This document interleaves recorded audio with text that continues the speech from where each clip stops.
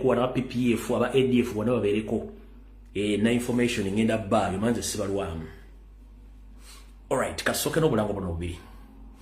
Ngenda kuza mwezi 13 omwezi ogw'omwenda omwaka 2025. Abakulembeze ba national platforms ako people power nga bano bawangalya mu ggwanga lya South Africa mu kitundu kyo kyengendo okwogera. Engokobo Town funding rising drive for 2025-2026 election campaign. Thank you for your support towards the building for the better Uganda. Eastern Cape Province, South Africa. Baba tegeza bakulembeze be Engokobo Town fundraising drive omwaka 2025 bagina tekayo oku sonda ensimbi na dala muna wangala mu Eastern Cape bakutegezeza nti ngoyagala kumanya bisingawo tukirira ku provisional coordinator Mr. Mutiaba Moses, tukirira ku provisional mobilizer Mr. Ismail stroke coach ku simu yeyo mungalo 0 yesimu ye oba tukirira Engokobo Town coordinator Mr. Muchibi ku simu ye eyo mungalo 0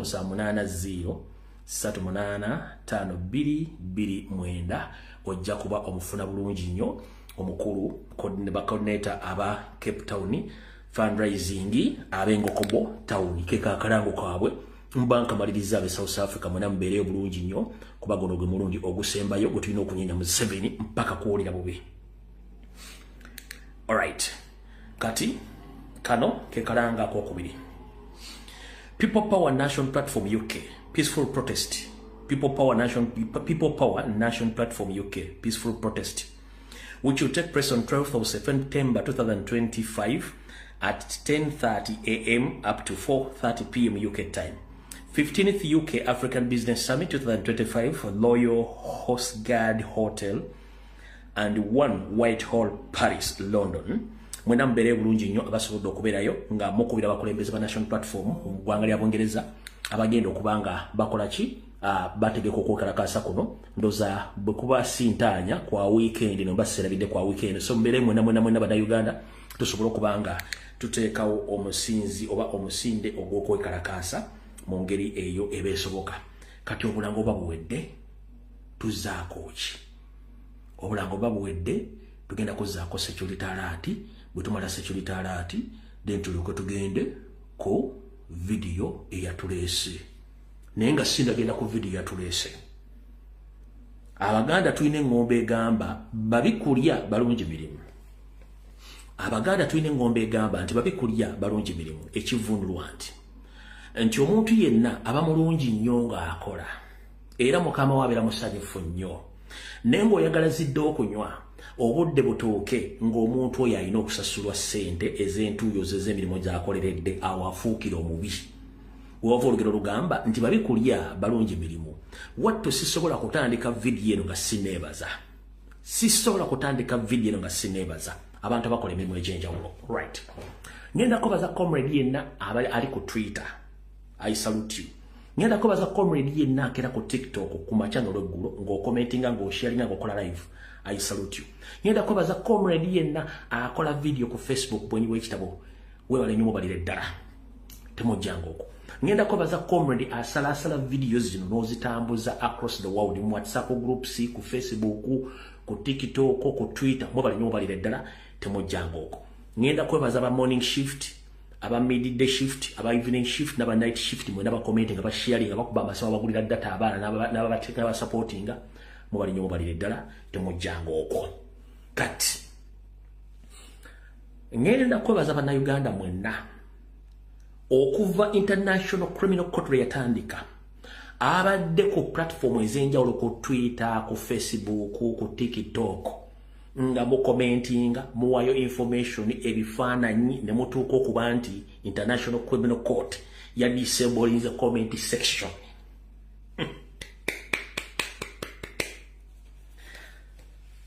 Mwe temumanyi kye mwakoze. Buli comrade yenna yakutte essimu ng'oli mu nsi yonna mwebale nnyo mubalire ddala okwogera okukomentinga ku social media platforms zonna across the world ne mukakasa International Criminal Court Museveni and Bohozi must be arrested. These family mwete olwali abadde ku platform ezo comment section baji disablinze ng'ekintu kyabasuseeko ng'obujulizi balina n'ebintu bijja ne beewuunya kiki kino kye tuliko mwebale nnyo mubalire mwatuuse okudisablinga comment section ku International Criminal Court platform ku Twitter ku Facebook ne ku TikTok kubanga abaana mwakikoze mwebale nnyo mubalire ddala gwe omutima gwe tubagamba kuba tosobola kwogera commenting nga sharinga buba tosobola kukola kifandi nga kola buli kimu kyolina okukola mwebale nnyo mubalire ddala twagala tugende mu maaso n'ekyo buli kimu mukikole nga mwebale nnyo mubalire ddala temujjanga okwo abaana bakola profiling abakulembeze mu poliisi mu magye buli kimu profiling tumwetaaga kubanga tetwagala kuleka jjinja lyonna nga revolution etuuse nga tugenda kunoonya banoonye tuba tumanyi tubasanga tuba tumanyi buli kimu kitugenda okukola kati mwebale nnyo mubalire ddala abakola profiling naye nga ababadde ku International Criminal Court n'abakyagiriko mwebale nnyo mubalire ddala okukola omulimu ogwo tusigale nga tugenda nagwo temujjanga okwo musigale nga mupampinga ne bajjeeko kwate simu yo postinga videos zonna obujulizi bwonna mwena muteekeyo kati nga sinagenda ku security alert nabasuubiza nti ngenda baleetera mwannyina wa Koni bwe nkuwa information nkuwa reference nenkugamba lindako ngenda kuleetera kati ngenda kulaga mwannyina wa Koni akola mu office akola mu State House gwe nabaga bamuyita Judith Obina Okumu nga sinagenda mu security alert nabagambye ngenda baleetera nabadde ngenda baleetera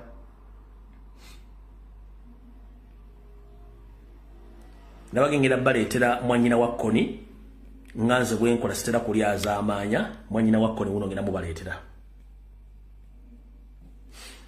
ngawe nabagambye ngenda mubaleetera kati yono mwannyina wa Koni akola ne Museveni yoyo mule bulungi nnyo Judith Obina Okumu yoyo mwannyina wa Koni akola ne Museveni yoyo Judith Obina Okumu yoyo mwannyina wani Wanyando Yosef mwannyina wa Koni Museveni gwagamba nti gwanoonya yoyo Judith Obina Okumu mwannyina wani mwannyina wa Koni mumule bulungi nnyo yoyo Judith Obina Okumu yoyo mwannyina wa Koni abagala omwetegereza ku programs badde bakola njagala wano mbayisizewo mangu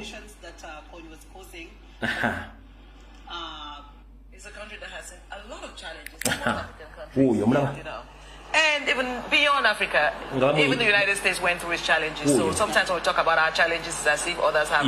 But we've been through a lot, and your country, Uganda, has gone through a lot.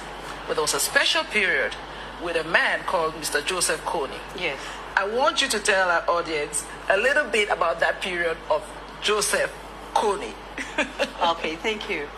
So, Joseph Kony's insurgency started in Uganda in about 1988. Yeah. First and foremost, it started through the cousin who was called Alice Lakwena. Alice Lakwena had an insurgency in Uganda for about 2 years.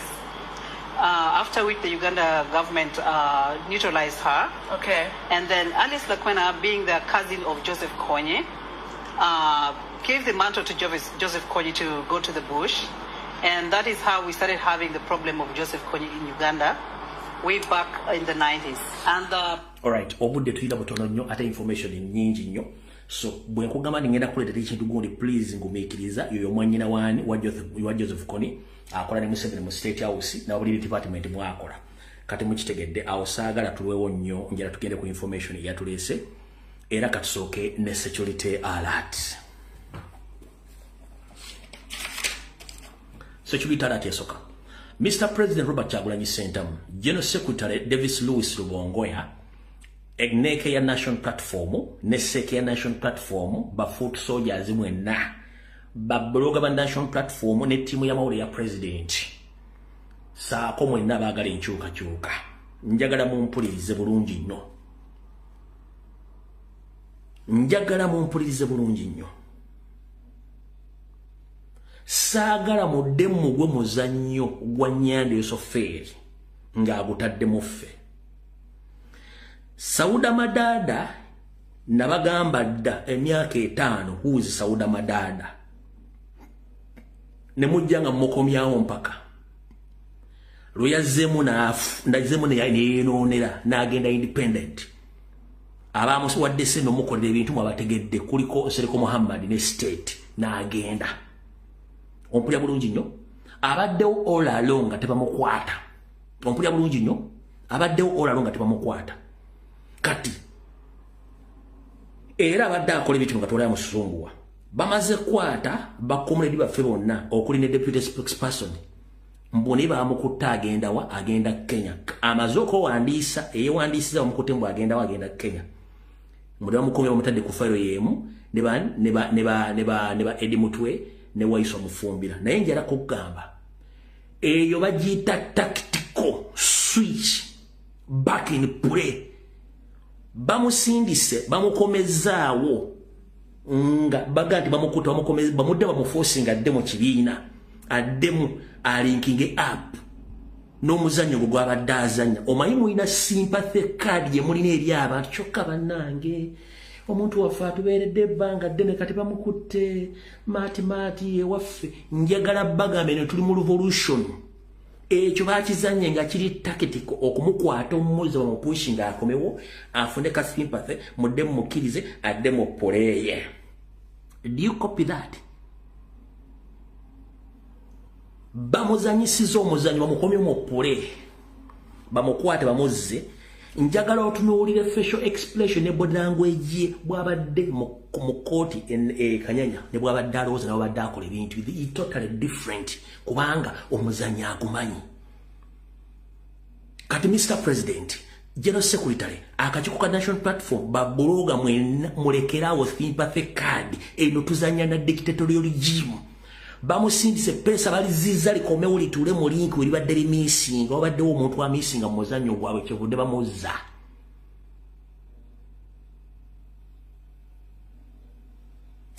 Ayagala okuwakana munatandika okongo kange ebiyenyo munaamanya ogwange ngukoze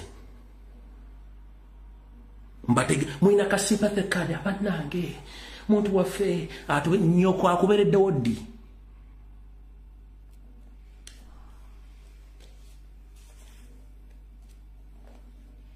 Eyo njimaze ewedde katugeno ku kyeta lati eyokubiri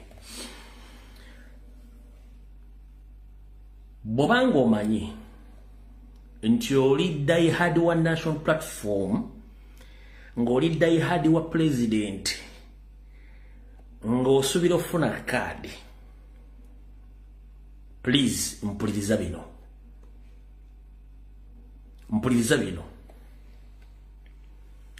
buli MP yenna omuzoganye owa National Platform mpuliriza bino nga nenna bugisimufungize genda oyitera oyawo omuwe Powers of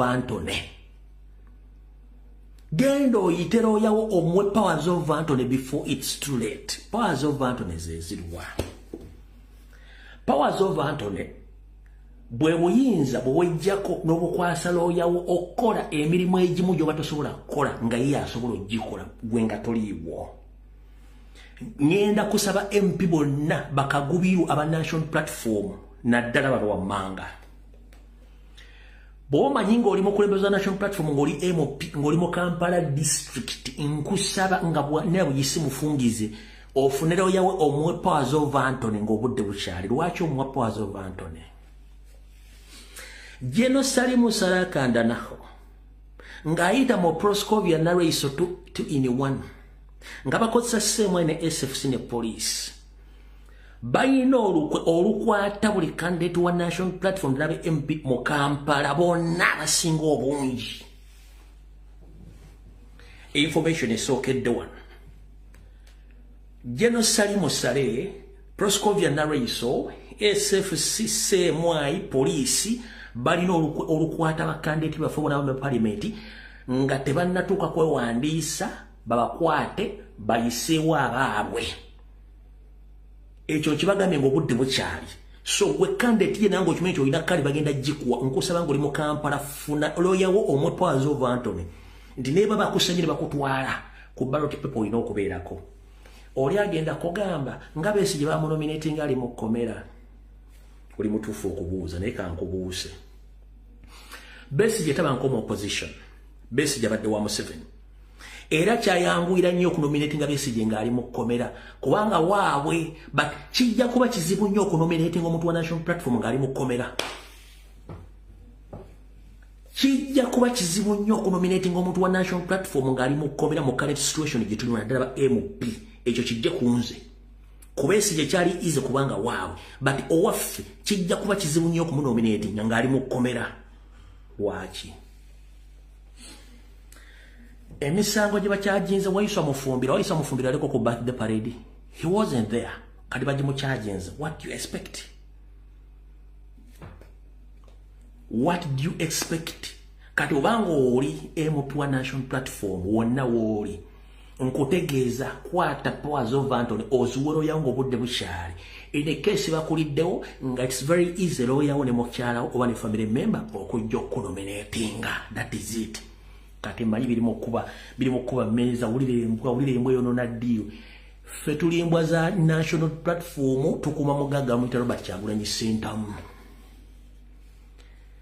Tuli embwa za National Platform tukuma mugagga muyita Robert Kyagulanyi Ssentamu mukulembeze waffe abasigaye tetwagala kumanya. Kati oba secretary tejuwulidde oba tojuwulidde I'm less concerned. But most probably ba MOP bakagubira oba National Platform bamanyikiddwa mwegendereze nnyo. Abali mu Kampala n'ebitundu ebirage mmanyi oyo bakagubiru mwegendeze bagenda balya. Ekyo mukitegedde bulungi nnyo. Njagadde kikola jino nga saagade ku mention imanga manya naye mukitegedde bulungi nnyo ekyo mukitegedde.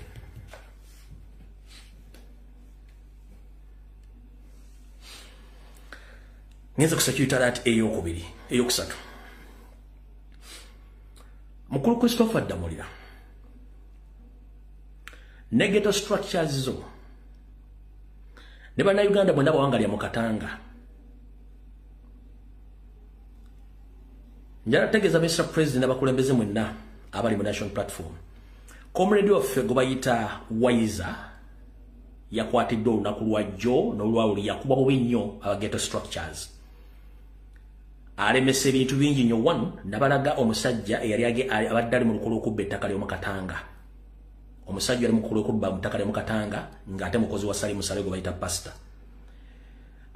Already mu ghetto oyo musajja gwe bayita Damulira Christopher ne banne ghetto structures Waiza abadde abalemesezza okukola emirimu gyabwe. Waliwo muzzukulu wa Kasule gwe nabalaze ku weekend ku Tuesday obuvubuka nga akolaga ne ghetto structures okubba n'okuwaayo abaana baffe gaayo oyo muzzukulu wa Kasule wano ewandegeya obuvubuka oyo akolaga ne Baddamulira okubba n'okutemula. So mvubuka oyo y'omu ku baalumbi Waiza ne bamukuba bubi nnyo era kambalage katono nnyo so mutegere ba ghetto kids mwenna nti waliwo obutemu bugenda maaso naye nga Comrade Waiza katono bamutte. Ebira biri mu kaga kati bw'onnyo kawachi ifune ejjinja n'oliteeka mu kaveera kubanga bano abavubuka ba ghetto structure kati nabo batandikidde ddala okuwambira ddala abantu. Kati olabira ddala awo Waiza wuuli abayaaye badde bamuwambye nga bamutwala. Motoka mujajira abadde bamutwaliramu ssebo. Mweteeketeeke banne bannayuganda bano abavubuka embeera nabo ku byalo nga beeyita ba ghetto structure nabo kati bakola nga basirikale.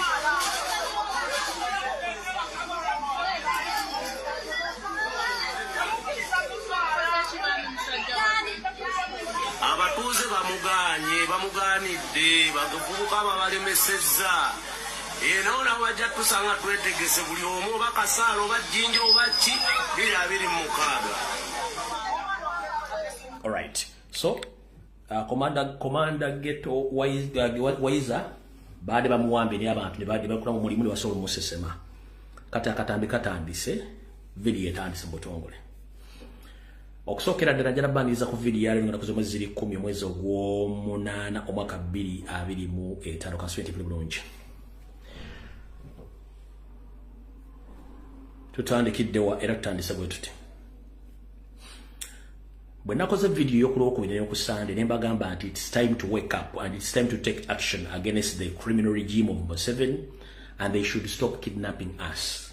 Kino kyatabudde nnyo Nyandeso ffenna agamba abantu batandise okututegeera nti kati tuli batiitiizi. Muganda ngenda kugamba it's your constitutional right okwerwanako singa omuntu ajja okuwamba. Ekibadde e Nepal mukirabye. the moment you resist it. Kanso kemba somese mwe kigambo kimu. When you raise up against the regime, waberawo forces soka eba ya dakika nga 3. Bakuba warning shot oba masasi mu bango kutiisa. The moment you don't run, basobola nokuga kuba mumwe nete basobola kuba masasi gasoka 10 direct mbantu. Kasita bakuba masasi abo ne mudduka kiba kitegeeza bakoze eki baba wangudde. Muganda wange ayagala enkyuka kyuka. Tetulina budde bugenda mu nsiko ekintu kijja kugwera ku street. Abantu be Nepal bakoze omulimu gubadde gulemye abantu abala bonna. Kati kidda Uganda sawa yonna. Nyenda kugamba the moment you resist it, bade batutte wayiza batuze ne bagamba temujja kigezaako. Era batudde ne bagamba tunoonye program ena otherwise ekyokuwamba tuyinza okugwambuzi. Muna bagambye mwina right okwocha emotoka yonna. Mwina right okuba omuntu yenna kubanga aba criminal mateeka tamanyikiddwa takiizibwa. Bwe munaakikola mujja funa eddembe lyammwe ekyo kibagamba. Njalo kubaza mwena batadde resistance okukwata wayiza. Njalo kubaza mwena batandika resistance okutakwata ba comrade mugende maaso mukole resistance. Bana abasajja si bana Uganda ate balina akatengo. Ye statement yesooka. Kati nga tugenda mu protest vote. Abasinga obonyi mwagala kulaba Nyandu ayidde no era tugenda ye wa Nyandu tujja genda yo later. Ngera soka bagamba kigambo kino. Abe Masaka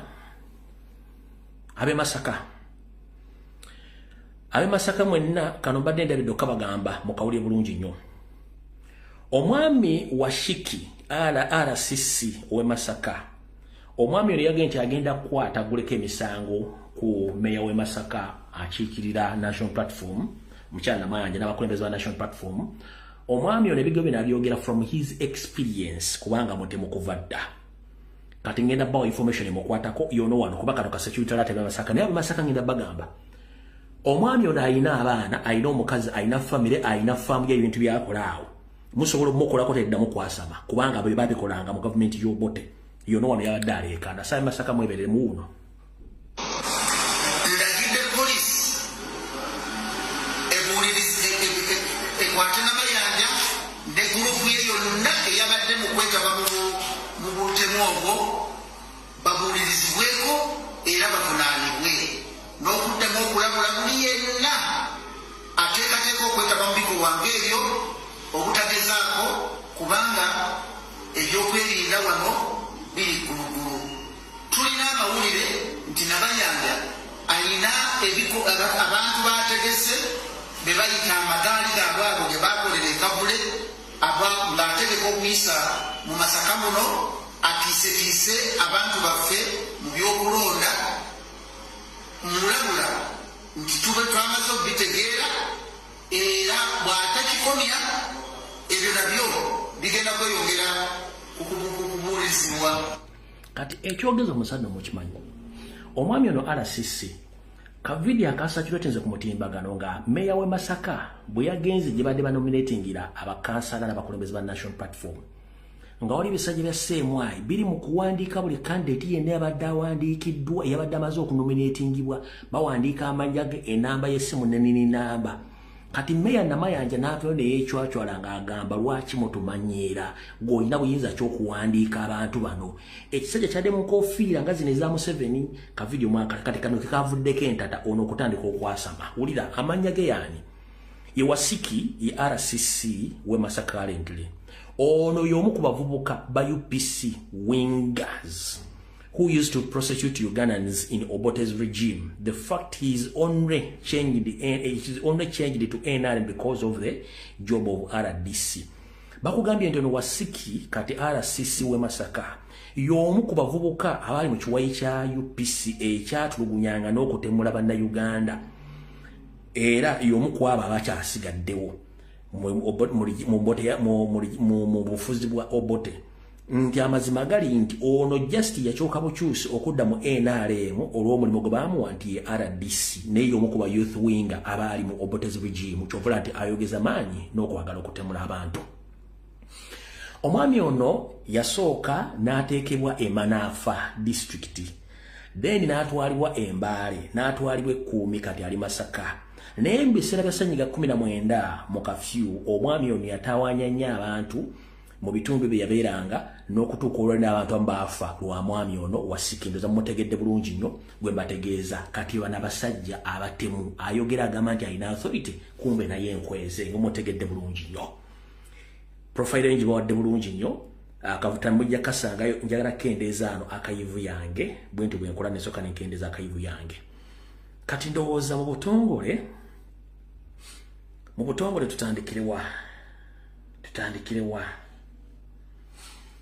tutandikirewa Nepal mwabitegedde abatategedde nti Comrade Waiswa mufumbira bamulese mu komera bamulese mu kooti olwaleero yono wano ng'atuuka mu kooti my president, unless you kill me, I will say that forever and ever and ever.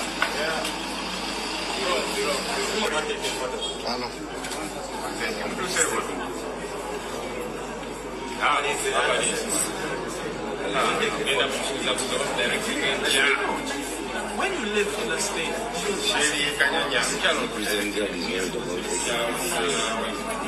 you're not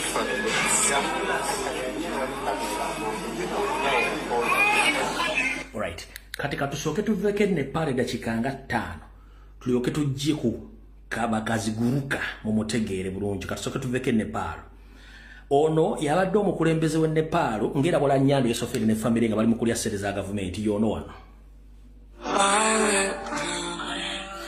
kansokezi jemu audio no yabadde omukulembeze wa Nepal omulaba ngali mu good life ranga nywande bwali yoyo mukulembeze we Nepal nenga abaana baffe enjala abantu baavu tebalina na kyakulya yenga yeyagala ne family ye oyo mukulu abadde omukulembeze we Nepal oyo oba Nepal yoyo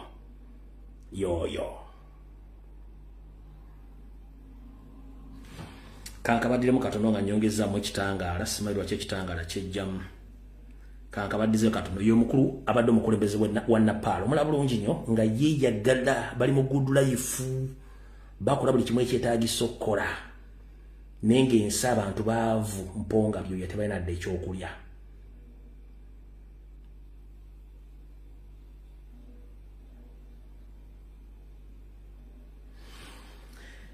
wemukeeredde nga bwamuddugalidde dda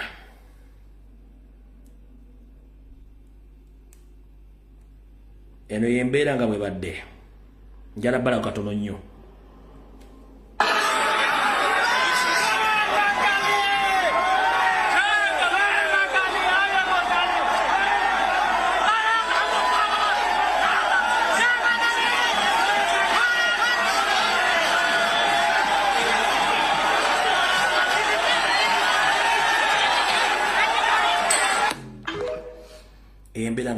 Nepal. It was maybe this, his own home ransacked and set on fire, that left the Prime Minister of Nepal, KP Sharma Oli, little choice but to resign. He's leaving, he says, to pave the way for a constitutional solution to the current crisis. Or it could have been seeing Nepal's parliament building burning, the complex stormed, or the homes of many other political leaders also in flames. As the anger against corruption and social media restrictions, mostly among Nepal's younger generation, raged on. A day after violent clashes left 19 young protesters dead. One was a student wearing school uniform, shot dead on the street. And the fury continued even after a curfew was imposed and even after the government hastily reversed a social media ban. They're calling it the Gen Z protests, the worst and most widespread social unrest to hit Nepal in years. And it spread quickly in just a couple of days. The police response heavy-handed. They just wanted to kill. They literally shot the kid in the head. Police are supposed to be our protector, and they opened fire on students, on everyone. We just wanted to prove a point. We don't want corruption. We don't want them to lead our country, and they just killed people. Like, life doesn't matter to them. It might have been the ban that blocked 26 social media. Obudde tulina butono kati wano abamu ku bakulembeze nga badduka babatwalirira mu nnyonyi kuba kimanga migugu.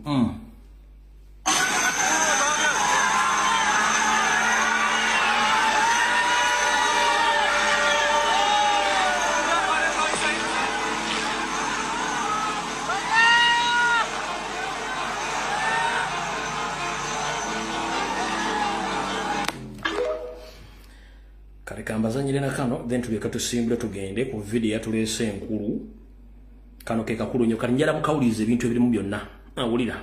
Nepal is boiling with anger, chaos, and a storm that nobody expected. The entire nation is on the edge, and the streets are flooded with people who say they cannot take this corruption anymore. From the youth to ordinary citizens, frustration has turned into fire. The shocking part is how quickly the situation spiraled out of control. It all started when the government decided to ban social media. Facebook, Instagram, X, TikTok, everything was blocked in one night. But instead of controlling the people, this decision became the trigger. Years of corruption had already poisoned the system. The police were accused of taking bribes, the army of being compromised, judges of selling justice, media of playing dirty games, and politicians of looting the nation. For ordinary families, life was unbearable, with many leaving Nepal just to earn abroad. When the platforms went dark, it was like gasoline poured on fire. The youth exploded and thousands poured into the streets. The government tried to respond with bullets and batons. Security forces opened fire. People were killed, and suddenly the crowd lost all fear. Protesters stormed party headquarters, burned down ministers' homes, and even attacked symbols of power. Reports claim the prime minister's private jet was already on standby to fly him out of the country. Ministers started resigning one after another. Opposition leaders disappeared, and the ruling class went into hiding. It was chaos at a level Nepal had never seen before. When social media was finally unbanned, it was too late. Messages spread like wildfire. Come to the streets now. What followed was a tidal wave of humanity shouting in one voice, enough is enough. Stop eating our taxes, stop looting our future, we will not forgive you. The anger was not just political, it was personal. People were ready to risk everything. But here lies the real question. Is this a genuine revolution or a carefully planned regime change? We saw what happened in Bangladesh. The people fought bravely, but in the end, the same powers hijacked the movement. Corrupt leaders walked away untouched. No justice was served and the system continued as before. The fear now is that Nepal may face the same fate. The people may bleed, but the powerful will escape with their private jets, offshore bank accounts, and fake promises. And the tension doesn't stop at Nepal's borders. All right. Njalo ko bazanyo mwenna abaana bakola profile okuva ku bakongo ba police abamaje aba prison abakola ministries buli kitongole kyonna ewali amaka gaabwe business zaabwe emmotoka zaabwe farm zaabwe buli kimu kyonna mwe bali balire ddala. Museveni ndi wano kutegeeza tulina buli kimu ekiri well documented location na buli kimu ewali ebintu byammwe. Just a mere spark bwe kapa mugenda kuluzinga buli kimu ate mujja kulumwa nnyo kubanga bagamba Uganda alinga mwana wa buwala buli stage awomerako. Singa omusajja amutegeeza munnango mukazi we yafunye eri amugema naye omwana ali munda muwala musajja amugereranga akabwa akasibe ku ggaali. Wattu omukazi bw'asimulukuka ne bamugamba nti ozadde kasukaali era nnyiniko atandika okumegerera. Omwana bw'atandika okubeera mu lujja abeera kimuli kyennyini bw'asuna ebbeera ate ne guyitirira obulenzi bw'okukyalo ne bwetala ng'obwakagatta akamu ate bw'atuuka okufumbira n'okukyala ate munnango ne gujja bagira. Kati Uganda weeyo essaawa zino eri mu siteegi omwana omuwala waawoomera naye wagenda okuwoomera ng'obudde baweddeko ennyongera okubajjukiza teri dikiteeta asukka myaka 41. Gaddafi baamutwalira mu myaka 42. Nyande yosoferi nga toli munda Uganda nga mufuze banna Uganda obatta nga mubajjeeko buli kimu ne bwona otubba akalujja jjogenda genda era tosobola kwekisitinga kutwala akalulu kano ekyo nkikubuulira. Teri regime esukka myaka 4 decades naawe nkulabula ndiwulira va mu kasooli oganye mugenda kufiirwa buli kimu. Banna Uganda mbwa abaforcinga ne basaasana okwetoola ensi yonna. Bali Nepal, bali Bangladesh, bali Thailand, bali Bangkok, bali China, bali India, bali Ludawa, bali Mwarabu, bali mu Europe, bali mu America, bali Canada, bali mu Africa, mugenda kuddukira Waludawa. Omusajja omu yali mugezi bamuyita Moi. N'agamba kantule ne bannansi. Omuzannyo guno gukome wano era yafatira amuvunaana. Chansi ya mwesigazizaako emyezi egi either to accept to settle with Ugandans oba mugenda kutwalibwa. Nonya mpise ekiniga nonya mu mpale. Olwo lugero lufumo lwammwe lw'Abanyankole. Nonya mpise ekiniga nonya mu mpale. Nti wonya mpisa akajanja omaliriza opamye mu mpale. Mwe mugeze mwerijje ku bannayuganda mujja kiteriri jimwe esukka myaka ana bwe bali resistance neyingira mu gumo emala Nigeria kati wano kambajjukize. Gwe munnayuganda yenna yebuzabuza ng'afukaana banti gonna mazzi ng'ate mulimu enjawulo wakati w'omukojo n'amazzi. Bwe mulya mu Uganda olukwe ne mugaana okusituka oba okulwana obuyinza bwammwe mba muwangudde. Nyongero bajjukiza revolution yeto sobola kusirika. Revolution can revolutionize itself. Mwene munatuula revolution egenda kwejjayo yokka ku yejje yetwalira jimu nga tewali wadde agiragidde lwaki. Mugenda kulya ssente bazibawe naye ng'ate embeera embi tevuddeewo. Embeera embi yegenda okukaka abantu abakyesulidde ogwa naggamba bayimuke nga tebakyazibwa mabega. Revolution ya Uganda egenda kwekola yokka oba Lumbuye Wendi oba Kyagulanyi wali oba gundi wali egenda kwekola yokka at the end of the day. Ejja kwezuukusa mujja jingira ku kifuba. Kyenkugambye nti ennaku z'omubbi zibeera ngoloza ki Bibuli yakugamba nti ennaku z'omubbi zibeera ana. Lwaki bakuga nti wali regimu esimatuka decades nnya. Same figure with the different definitions. Ennaku z'omubbi zibeera aga ana. Teri dikitera suka myaka aga ana. Goloza bali basiru ekyo kikutegeezezza. Out of the war. Kati katugende wa kamaro okujja mbuno bwa Nepal mu butegedde bulungi nnyo saagala bulwemu obwa Nepal saagala bulwemu.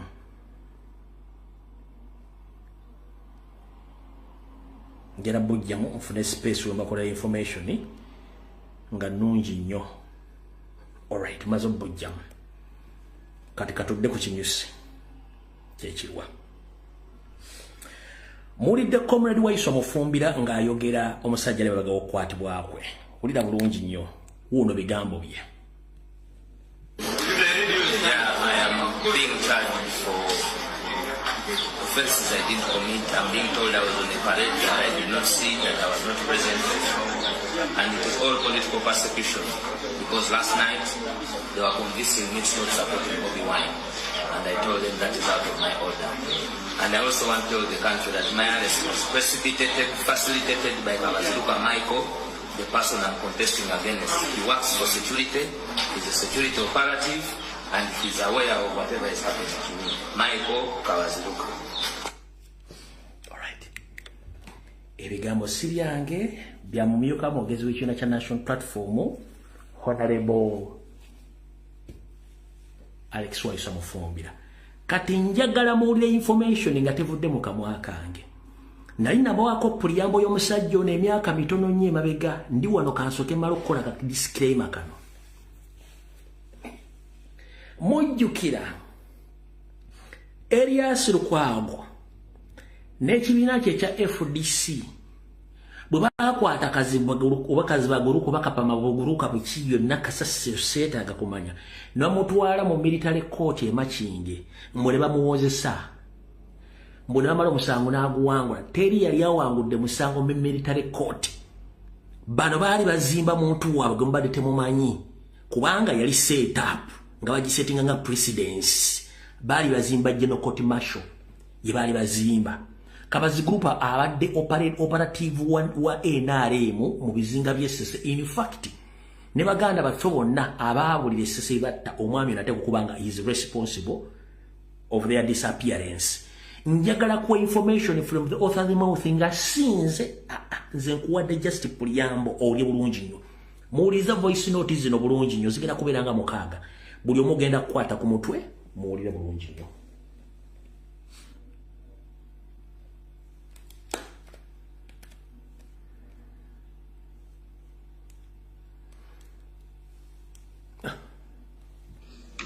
Baliko ogamba otya kansubire oli bulungi. Kikya nsaba njogere ku nsonga ya Kabaziruka mulabika Kabaziruka temumumanyi. Odiyo yange eno bonaaba okoze live oli wa ddembe ogiteekayo bannayuganda bawulire Kabaziruka yani. Kabaziruka kuva 2017 2018 2019 2020 Kabaziruka yali kalangala nga bebamu abatulugunya abantu ku nnyanja nga Kabaziruka yaliko n'omusajja wa fisheries bweba ebinnyanja erabidde yali ayogerera mu nnyindo ekisajja ekyo sinno emabega eyo nakisiŋŋanako mu nnyendo nga kikaddiye. Kabaziruka yakijjanya abantu ku mwalo ogw'ekalangala. Abantu abali ekalangala bananjulira we banaaba bawulidde odiyo eno. Omwalo okutandikira ekalangala emwena Lutoboka, Kivunza, Kisujju, Kagoonya, Lwabaswa, Kamwanyi, Kikuyege,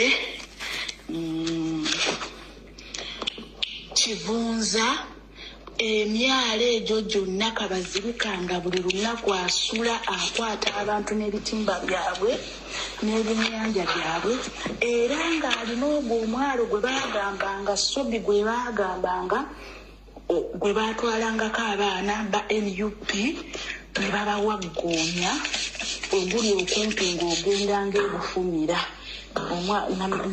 baguyita Namayumba. Omwalo ogwo ngwerabirira naye nga guli kumpi ng'agenda ebufumira ng'agenda ku mwalo gw'ebufumira. Omwala akaala ako kali awo keetongodde naye Kabaziruka kuvadde wano mukozi wa state era nze neewuunya nnyo okulaba nga bagamba nti Kabaziruka awangudde omusango ogw'okuwoleza mu kkooti y'amagye. Abantu ba NUP ne basanyuka nga tebamanyi nti oli yali mukozi waabwe. Kuvadde wano Kabaziruka mukozi wa state. Ekyokubiri, Kabaziruka bwe yali obwa MP Nakawa Kalemwezi alyoke kwekyo ekisanja kyeyaliyo. Kabaziruka yasiba abaana b'abandi bakyali ne mu makomera ne kaakati. Kabaziruka mukyamu nnyo mu bantu abakyamu. Kabaziruka mubi nnyo era abantu b'e Nakawa tubasaba temuwa Kabaziruka akalulu. Kabaziruka yasiba abaana b'abandi nga yeerimbise nti alwanisa babbi ekitaali kituufu nga bw'alaba abatamwagala ng'abateekako ekintu nti bano babbi. Tulina omukazi yali neiba waffe aweerezera mu Kirombe, omukyalo oyo bbaawe musirikale. Kyemmanyi wanaawulira ebintu bino ajja kumanya omuntu ayogedde ebintu bino. Omukyalo oyo omwana we n'okufa ebiseera ebyo yafa. Kabaziruka buli lunaku yabeeranga abanoonya n'abavubuka abalala ng'abakwate. Waliwo lwe yajja n'ekiro ku mulyango n'akuba amasasi ng'ali n'abasajja ne tulemera mu nju. Naye era eky'omukisa omulungi omuvubuka tebaamusangawo, baasangawo mukazi we. Oyo ye Kabaziruka. Kale abantu b'e Nakawa muleeta ekintu kye mutamanyi. Kabaziruka ttalo lyennyini, mulambo gwennyini ogutambula. Omusajja oba Mukiga oba Munyarwanda ffe tetumanyi ekiki ekiri mu ggwanga. Banenya Waiswa okwesimbawo e Nakawa. Kabaziruka Munnayuganda. Lwaki batumanyira ne batusirwalirako? Kabaziruka lwakitadde ewaabwe Bukiga bw'aba Mukiga. Kabaziruka Munnayuganda. Kabaziruka Munnayuganda. Kabaziruka bamuzaala Nakawa. Lwaki batumanyira okusukkako?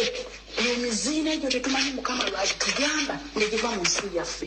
Kale bannange nnina obusungu ebyo bikolimo byennyini embwa ezo bave ku mwana gwe bayita Waiswa bamwesonyiwe. Mumanyi Kabaziruka gwe mudiiringa naye mumumanyi. Kabaziruka mubi nnyo n'okuddatta. Oyo omusajja mubi nnyo, oyo omusajja gwe bayita Kabaziruka be tumumanyi na temutegeera. Twamulozaako naliko ekalangala ate Tewe yabera kuba MP nga ndi mutuwe Nakawa. Nebuzira mu Kirombe kale omuntu gwe twogerako tumanyi. Muleeta ebikolimo abantu b'Nakawa mutuleeta ebikolimo. Muleeta ebikolimo. Oyo omusajja teetaaga n'akalulu n'akamu. Era omuntu anaamuwa akalulu yeetaaga bamubuuze mwamuwadde kaaki. Mulina okulumba oyo omuntu awadde kabasuka akalulu ne mumubuuza mumuwadde kaaki. N'oyo omusajja Omale eyafa oyo. Kade ngamba naye Museveni yamujja Kalangala oyo Omale eyafa. Nga naye wa poliisi. Abasajja balina emitima emiryamu. Kyova olaba nga bagenda kufa ng'enkoko. Oyo Omala yali mukyamu. Omala waliwo yajja ku kizinga nno kankuwa olugambo kutija. N'akwata ebyennyanja by'omusajja ensanafu ne zibiremeramu. Ebyennyanja n'abiremerako. Abantu gye bali abalina eddagala. Ensanafu ne ziremera ku kitandaalo ky'ebyennyanja. Ebyennyanja teyabireka. Olaba nga Omala kafa ng'enkoko. Era bujja kufa bujjo obusiraani bwazira ku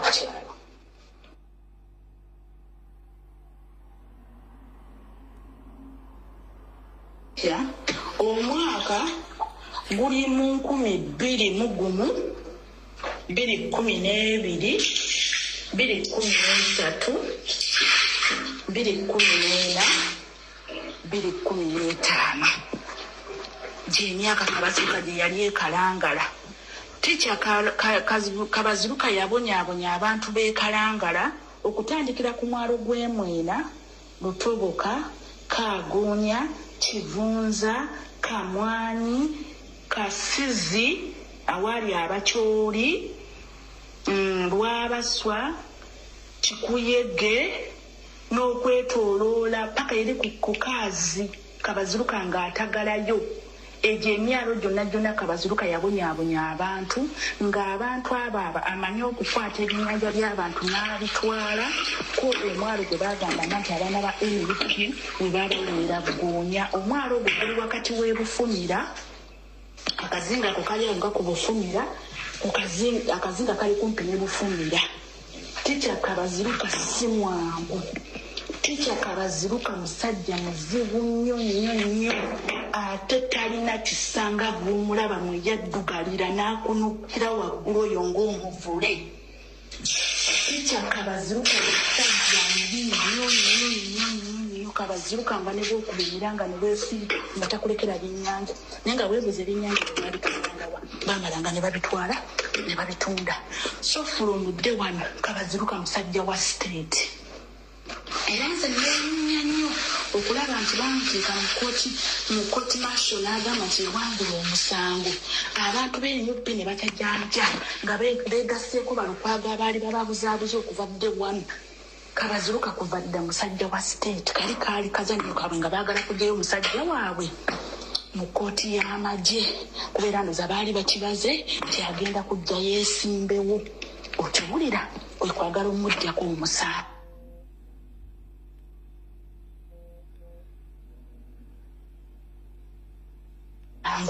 So Kabaziruka musajja muzibu nnyo nga bw'omulaba. N'oyo omusajja Omala eyafa bonna baali Kalangala.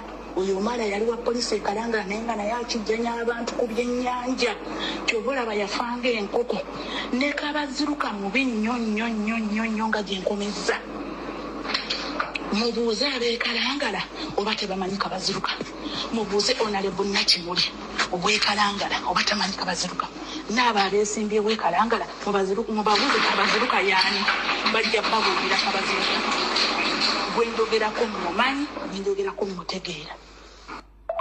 Nga mutabani w'oyo omukazi yatugambanga nti gye babasibira waliyo ebiduraamu pipa baziteekamu zi asidi babasuulamu. Egundi eyo erabika erimbuya ku balakisi. Kati eyo wansi waalingayo olugudawuni mbunga kati mwe mulowooza nti ekizimbe kikomye mwabali waggulu muba temuwulira biri wansi. Eyo gye baasibiranga abaana. Era abaana abo nja kunoonya ku maama we ajja kubambuulira okama ddala nokkirireyo wansi mbu eri abaana b'abandi Kabaziruka yasibanga abaana Kabaziruka amanyi okweyambisa poliisi ne gizannya emizannyo gye so ako kazannyo ka Kabaziruka era tetwewuuniza kuwulira nga Wayisu agamba nti Kabaziruka yali emabega ate Kabaziruka olwedde omumanyi musajja wa PPM twafunye amawulire nga galaga nti bannabyabufuzi ababadde batulimba nti batulwanirira bagenda kweyambisa gavumenti eya Museveni n'abasirikale ba Museveni basobole okubayamba okuwamba ba opponenti baabwe bano baleme kwesimbawo bano bayitemu unopposed nga tebavuganyiziddwa so kekana akazannyo ke baliko so from day one bano abasajja balukwago babadde kufe nga batuzannyira ku mutwe babadde bakolera state from day one era kati olaba bano abasajja aba poliisi bannamagye bali mu bayambako okutuukiriza ebigendererwa kuba mukama waabwe Museveni yabagamba tulina okwegatta omutulwanisa abavubuka bano kuba bali siriyasi kyoba olabanga emmundu zonna bazitunuliza NUP bannayuganda mutegeere kye tubagamba si mu bubi naye tubabuulira amazima ate ne gano agasajja amazima gagamanyi ne lwagamba nti agasajja gaatulyamu dda olukwe ago agasajja geetagaladdwe gakube gonna gafe gaveewo mubiwulidde wulira message eno mu byokwerinda mwennyini mu sources bakugamba nti eriyo abawa obujulizi obulumika omwami oyo Kabaziguruka eyesimbawo Ken Nakawa n'awangula n'avaayo nga wa FDC nti Munnakawa yeeyambisa obuyinza bwe n'emmundu ng'akolaga ne Flying Squad okukidnappinga oba okukozesa oba okusindiikiriza abantu okukola naye nga bawamba abantu n'okuwamba amataka g'abantu agaana yenna okukolaga ne Bakaziguruka bakusetinga app ne bakutwala mu kkomera n'ofa oba n'okubwa amasasi n'ofa ne bakuziika bye bantu betudiringa nabo nga muwoza tudiringa n'abantu baki ba opposition. Muwulidde mu voice note esembe omukyala bw'agambye nti bapulaninga okweyambisa poliisi n'amagye okukwata abantu ba national platform bayiteho unopposite. Mbagambye eki mu security ate nibaleeta ndika video mbagambye eki kati wulira olunaku lwajjo ng'ennaku z'omwezi 9 ku ssaawa emu ey'akawungeezi ku Nairo Mansion currently Serena Hotel mu Kampala wakati mumpulirize bulungi nnyo voice note y'omukyala esembe mugiwulidde esembyeyo ku embeesinga kati bw'embeesinga kweyo kambawo information li current ekifaananyi ky'Abakaziguruka mukimanyi kwali okwo kambawo current information regarding this voice note esembyeyo wulira olunaku lw'eggulo ng'ennaku z'omwezi 9 omwezi ogw'omwenda 2025 ku ssaawa emu ey'akawungeezi ku Nairo Mansion abasinga obungi Nairo Mansion temugimanyi kale yeshirato ye Serena Hotel saazi ne Kampala ye Nairo Mansion. Abantu bano basinkanye okulaba okusala entotto butye bagenda okuyambaganamu ne gavumenti okulaba nti bakwata buli muntu yenna ow'enkizo ali mu national platform before nga tebannamu netinga oba okubba DRC forms bo balangirire. Bagenda kweyambisa amagye ba RDC ba RCC okukola omulimu guno. Mu bantu abasinkanye ku Sheraton Hotel ku Serena Hotel ku ssaawa z'embagambye kwabaddeko Joyce Bagabe Manga kuno kwoli kwabaddeko Joyce Bagabe Manga kwabaddeko chairman oba CEO wa Uganda Fisheries and Associates Kagege Nsereko Muhammad Nchiddamu kwabaddeko Joyce Bagabe Manga kwabaddeko CEO wa Uganda Fisheries and Associates Companies Nsereko Muhammad Kagege kwabaddeko Mpugamana de Mapuga ow'ebitaano kwabaddeko Mukakwa alina omuntu omwetolovu ogulinga Dawuda Bawutu ye Busega kwabaddeko Mabikke yenna akoganya alinganga ice cream batadde mu musana jobera ntakyalya kwabaddeko Abedi Bwaneka kwabaddeko ne omukyala nanyini kusaasanya Midfield obayita Winnie Nakandi be babadde mu meeting nga bateesaako balina abasajja ba gavumenti banoonya butya bwe bagenda okuzoganya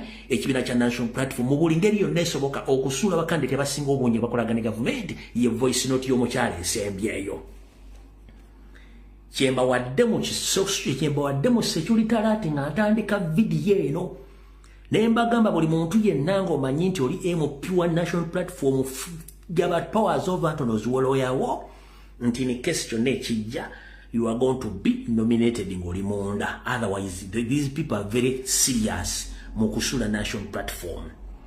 Nabagamba wiiki eri ewedde olwalwakusatu wiiki eri ewedde Mpugamana yasinkana Salimu Sale yamala ennaku 3 ne babako ensonga zibakkiriziganya nabo era ensonga lwaki akola essaawa ze mukitegedde bulungi nnyo. So mutegedde bulungi voice note y'omukyalo oyo ekimaliriza bulungi nembawa ne information eno mutegedde ebigenda mu maaso mu ggwanga. Kyekyo nno kati ne ku Sunday ne ku Lwokubiri ne ku Monday nakola video nembawa security alert video gye rindi mu t-shirt ya cream. Nengamba engineer bali mwezo wegendereze meeting yatuula nabasomedde message ngabo yazze engineer bali mwezo wegendereze bagenda ku settinga up obokukwata okukuba amasasi obokuwakatwa. Be very careful. Bozanyirako bali ba state mafias abadde bagala okutwala Kampala awo tuvuddewo tugenze ku information endala.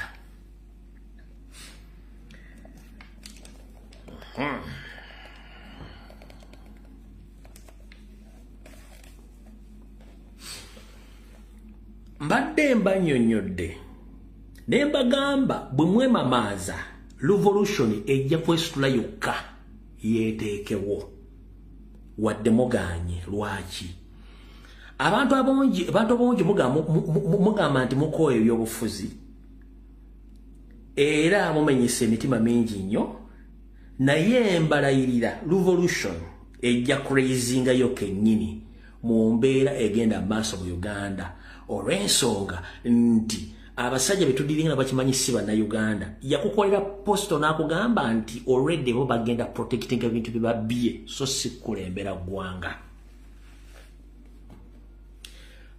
Bw'olaba embwa egoba w'ekiwempe goweddi bayitira ddala wala ntya ku zino facts ze zigenda ositula revolution nga mwe mukyebase. 1 economy enfu obutaba na mirimu bungi mu ggwanga ate tebugenda kuvaawo. Bizinensi zonna abaziddukanya zibafuddeko. Ekibbattaka okuwamba abantu ebyo bigenda okusitula abantu nga tembakubidde enduulu kubanga tebigenda kuvaawo bigenda sigalawo. Nyongera okujjukiza Museveni ne gavumenti ye bali mu kutya ekitabangawo olw'ensonga bakozesezza buli resources zonna na buli requirement zonna okuteeka Robert Kyagulanyi Center mu wansi na National Platform bakyalemeddwa. Kiki bagenda okuzzaako? 1 ekyokuwamba abantu mwakifudde nnomo mwe bali nnyo mubalire ddala ekyokuwamba abantu mwakifudde nnomo kubanga kibaswazizza. Ku international media station zonna ekiriko across the world bawamba abaana ba National Platform abakulembeze. Ekyo kiwa ekifaananyi ekituufu mu ggwanga tugenda mu kulonda. Muli jimwe maze emyaka nakati kankusundireyo kano kategeere nkusundirako obusunizi. Omumerika alina interest mu Congo. West Africa egenda eva mikono gy'abasajja Abafaransa. Bungereza na Amerika basigaza interest mu Nigeria awo, mu Ghana, mu Congo ne Uganda. Kati ate Museveni yava mu bazungu n'agenda mu Balasha n'Abachina. Kati interest zaabwe n'aziguza abaki? N'aziguza Abachina. Kati ate ng'Omungereza ye colonial ruler wachi wa Uganda. Uganda ezannya lolo nnene nnyo mu Africa. Tebasobola kukkiriza ettwale lyabwe lye baafugako oba likyali lyabwe okulikkiriza odduwa Abachina. Ngono omusajja singa revolution esituka essaawa zino kiba kitegeeza nti Uganda ezeyo mu reformatory setting wajja kubeera twakyaliwo issue na ku discussinga ku terms and conditions bamunfune singa revolution ejessaawa zino nti abantu ne bayimuka okujjako mu 7 before elections Omumerika n'Omungereza baluzinga batya mu revolution nti singa abantu basituka ne bagaka tukooye government yeveeko ne beetekerako bakulembeze abaabwe Omuzungu taba na bargaining power kubanga those are revolutionary leaders ngaye mulaba Traore n'abale mu West Africa batandise okukyomera abafaransa mukitegedde bulungi nnyo kati mukitegedde kati waliwo kadi eziri mu kuzanyibwa already mu 7 myaka ana gyafugidde ku myaka 9 mwena gyalimu takyalina kintu kyonna muzungu kyamwagaza okujjako ku destabilizing ate ekitundu kyonna ekisigadde kati mwegendereze nnyo era obudde mu 7 bwolina bubale nnyo kino nkikugamba njegadde kitegeeza bannayuganda nti revolution is unstoppable. You might cheat or you might rig elections, but somehow somewhere near there in the corner abantu bagenda kusituka tomanyi oba lwaleero oba enkya ng'okulonda kukuna ate oba nga kuwedde. But don't mess up by setting a coup d'etat, because the coup d'etat might wipe out your entire family from Uganda. Ekyo nkigambye nakyo badde nejagadde kigamba okitegeere. Ali mu diaspora yenna ku omuliro kubanga tudde waka tunaatira okudde waka kino nkikugamba. Abazungu batunulira nti baluzinze mu West Africa nga revolution zibaluzingisiza bargaining power yaabwe. All eyes on Uganda. Remember, Uganda is the part of Africa. Uganda gwe mulyango guyingire Congo.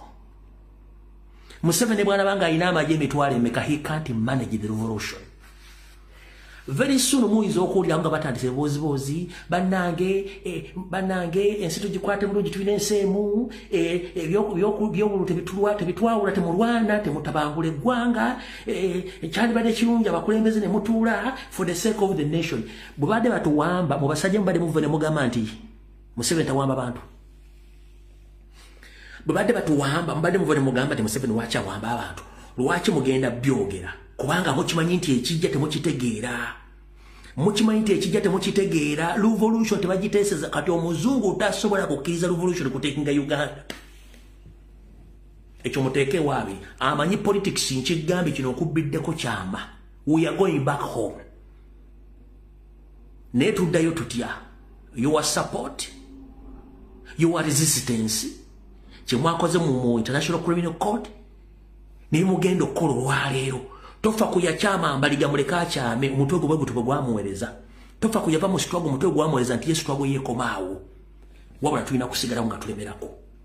Lwaki kugamba ekigambo kino? Kasooke nkubuuse.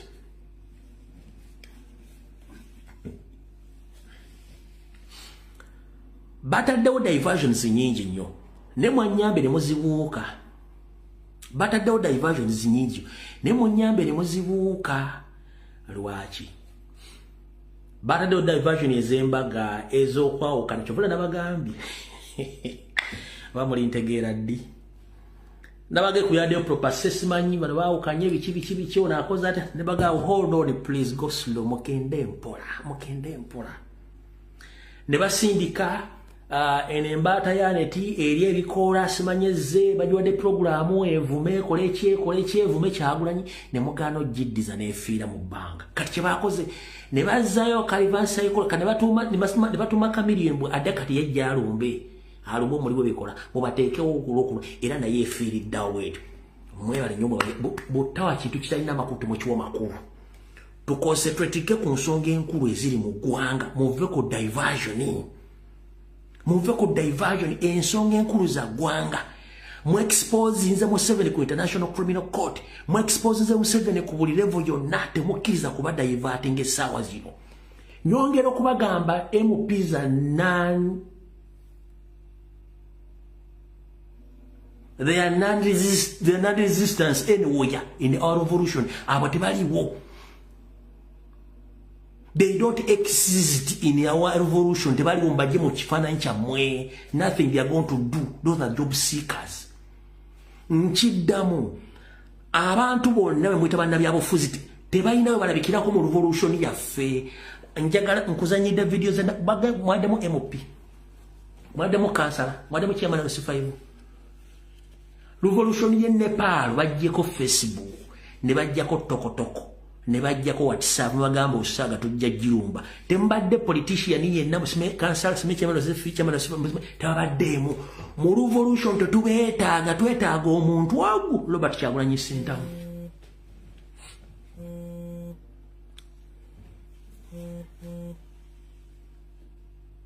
Tetubeetaaga buli kyokola kikole nga tobesinga ku munnabyabufuzi.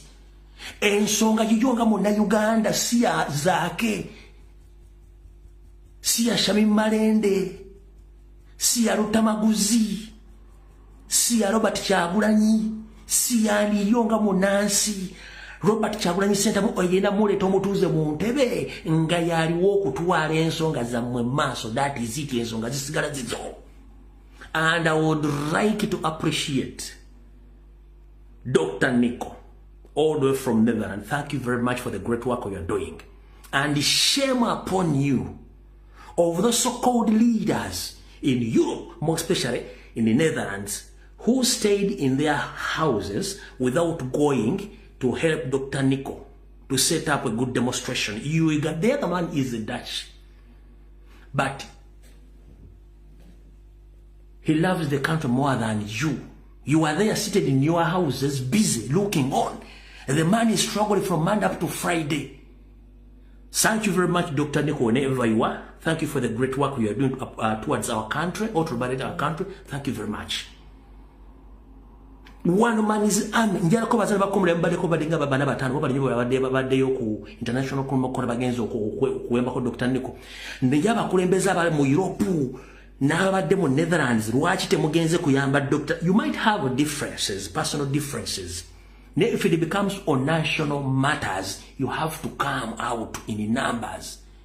Dr. Nicola nyo bali ddala n'abambere dolo jo abadde wo ndio abadde ne bakomereza badenga bana batano bali nyo bali ddala okola omulimu ogwo.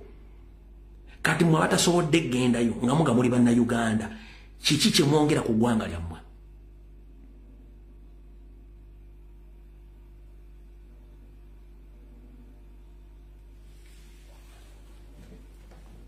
Mukitegedde tugenda mu protest vote nabagambye abembale temulinda be Kampala abesebe temulinda ba Uganda abomwalwa temulinda be Kampala abe Masaka temulinda be Kampala abelaka temulinda be Kampala wayo na temulinda.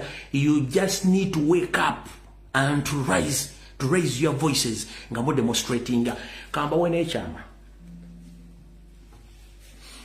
ensonga lwaki Museveni sente aziteeka nnyo mu kubega ne mu security akimanyi nti sawa yonna bamwefuulira. Kinonyerezeeko amajje agakoma Muhoozi ne Museveni saa zino 90% ba foreigners si bana Uganda. Kinonyerezeeko amajje agakoma Nyande sawa zino 90% ba foreigners n'agakoma family ye si bana Uganda. Lwaki? He is in panic. Akimanyi sana bagenda mmulya. UPDF yo nabyo UPDF bagijjeke Mondo.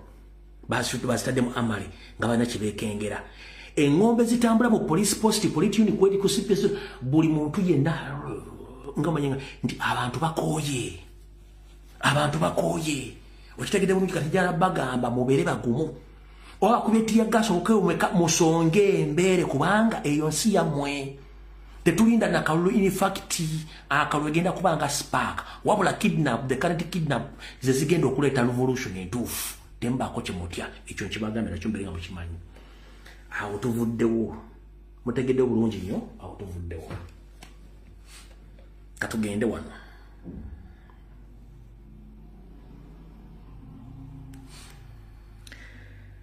Kati abadde bangoberera ebbanga lyonna njagala muwulirize video zino bulungi nnyo olwaleero ono ennyanda olwali bwafaananye omanyi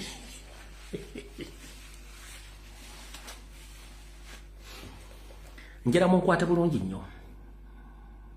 Lwaki nabagamba Museveni bamukuba empiso mu face muno mu mbiri gwonna okubalaga face ye nti akyali muto. Ne bw'osanga Nyanda yenna bannamukolako Nyanda mubi nnyo mukadde nnyo Nyando alinga akayiringu. Mumanyi Kasimigo, Nyando engatali mu kamera, Nyando mukadde nnyo wala mokanika na alio kajja. Kati nabanyonyole kigambo kimu nti Nyando bwasasula sente okola diversion ne muzisula mu kasiro ne zifiirayo.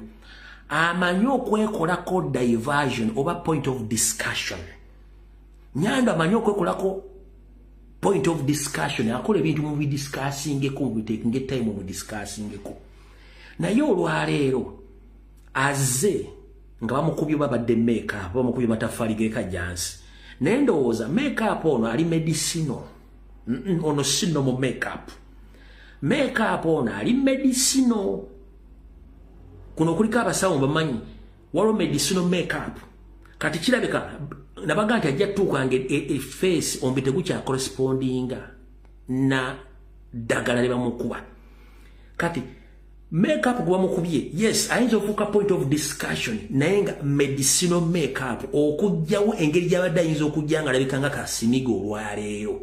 Kyenjagala mbalaga olwaleero. So akola ebintu bingi nnyo okufuna attention, okumwogerako obeera nga mumudiscussingako. Naye Nyando gomanyi tebasobola mukolako bintu ebyo nga tebiri medicinal. Ekigambo medicinal kitegeeza medicine. Mwe kuno kuliko abasiiwufu b'obwongo boogera ekigambo nga kyefaananyizako kyayagala okuwulira asanyuka nnyo. Kale ekigambo medicinal nkyogedde bwentyo mu ttaamu bwetyo olw'ensonga nti nkozesa nti bamukozeseko makeup naye nga alimu eddagala naye nga kyandibadde kituufu kiri medicine kati bwe ngamba nti makeup abeera medicinal makeup. Kati ekyo mba maze kikunyonyola. So baba mukubye kopagala, baba mukubye matafali g'ekajjansi, oba bamukubye makeup wa Janet saagala kumanya naye nga abadde medicinal naye nga akikosa 2 times nti asobola ekikosa nga point of discussion mbere ku ekyo naye nga bw'ati bw'abadde olwaleero.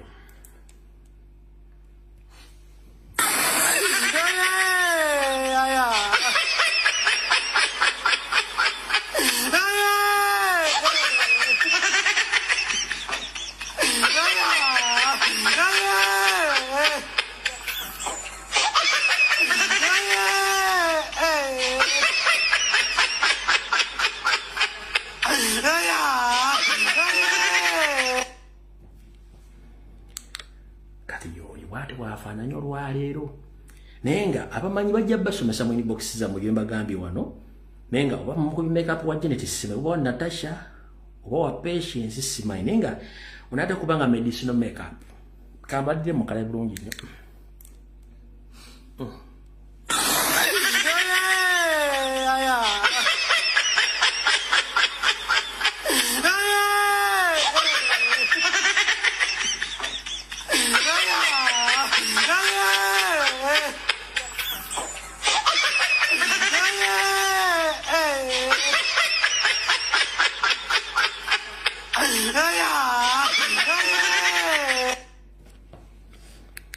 Bwati bwafanya olwaleero babadde medicinal makeup only God knows. Kati kabulaza bala ku social media nakugamba buli lwokola video gwe tomanyi gyekoma video etambula. Buli lwokola video tomanyi gyeraga video etambula. Abantu bano video baziraba. Tuzze tunyoolagana ne state ku nsonga z'obutujju n'okusiba obuyeekera ku national platform ne ku president. Bomu zibadde batega ne tubawa forensics ntubagala buli kimu ekibadde ntubalaga forensics. Naye nga ababiyita banene mu government mu Uganda amazima bagamanyi batyo googera. Kati nze sibadde surprise ne salonga mulenge ejja okuvaayo okugamba nti bomu zibatega zibadde fake naye nga bamuyita propaganda bwe tuba twogera.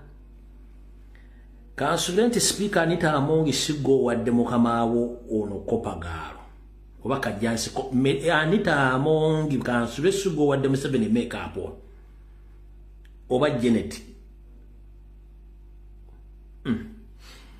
Kati twayogeranga ebintu bino nga beesudde gwa naggamba n'essanoga mulengejja wulya byayogedde. Mwawulidde abanene mu magye bakutte bagamba waliyo bomu ezitulika nga balimba. Natunulira akatambi ak'omukyala gwe bagamba nti yali babayita batya bano babayita batya bano abeetulisiza abutujju omukyala bamuyita mutujju ku lunaku lw'abajulizi akatambi mwakalabako nze simanyi byakwerinda naye nga nakatunulya nikansobera oba oli wategedde nti mutujju lwaki omulinda okutula ku pikipiki mukwatirawo wotegeredde ate omulinde otya alinnya pikipiki nti kalinnya pikipiki mutulise lwaki tomukwata n'omugjako obujulizi ate onnamutulisa nze nga ataliwo byakwerinda byansobera temwabiwulidde nguzi. Alright, bakomredi bwe bali mulimu gwomukola bali abasajja abeerako nga babira bulungi nnyo just batya kubyogera. Kati nina akatambi kenjagala okuzannya wano nina akatambi kenjagala okuzannya wano akatambi kano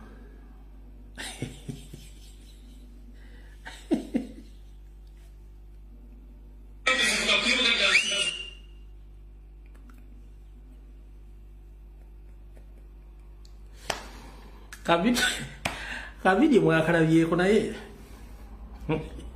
nebigambo byendeetawa nembyogera naye nembuuza namudamu kunsindikira bino embuuza naye bino gwe byogera bagamba nange simanyi banze mbyogera bagamba tufugibwa abantu abakyamu balina obwongo bw'ente nakiyita cow mentality. Nabagamba tufugibwa abantu nga balina obwongo bw'ente balowooza ng'ente bakola ng'ente. Waliwo akavidiyo akabadde ku social media awo babadde ku mukolo waabwe eyo bali mu kwogera omuwala n'afuuba yadde ayita nte bwe yabadde akola ki ekikulagira these people suffering from cow mentality babadde ku mukolo bagwakwanja mwana afu nayita yabadde ng'ayita ente obadde ng'alagira ente kaakano then tugenda ku information gye bagambye wulira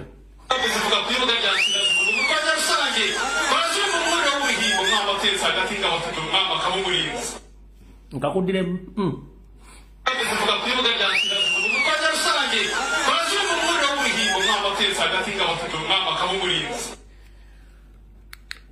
aye n'amala n'atikka ebinnyo obwongo bw'ente bubatawaanya obwongo bw'ente bubatawaanya nabagamba n'abantu balowooza nga nte bakola nga nte ali ku mukulu ali mu kuyita nte baafuwa luwalwa nte azigamba kankakuddire mulundi gumu kaakano